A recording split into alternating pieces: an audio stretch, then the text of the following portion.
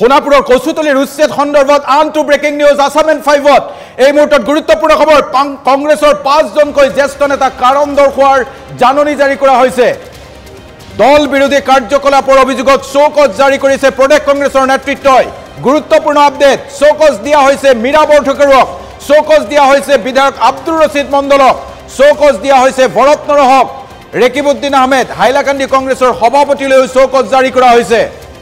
অনুশাসন কমিটিয়ে জাৰি কৰিছে এই শোকজ দল বিৰোধী কাৰ্যকলাপৰ অভিযোগ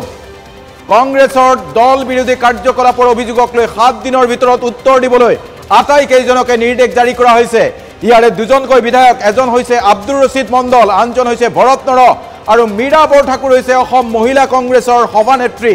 দল বিৰোধী কাৰ্যকলাপত জড়িতৰ অভিযোগ এই তিনি নেতাৰ বিৰুদ্ধে গুৰুত্বপূৰ্ণ অভিযোগ মীৰা বৰঠাকুৰৰ বিৰুদ্ধে অসম মহিলা কংগ্ৰেছৰ সভানেত্ৰী আব্দুৰ ৰছিদ মণ্ডল বিধায়ক ৰেকিবউদ্দিন আহমেদ বিধায়ক হাইলাকান্দি কংগ্ৰেছৰ সভাপতিলৈ শোকজ জাৰি কৰা হৈছে এই মুহূৰ্তৰ গুৰুত্বপূৰ্ণ খবৰ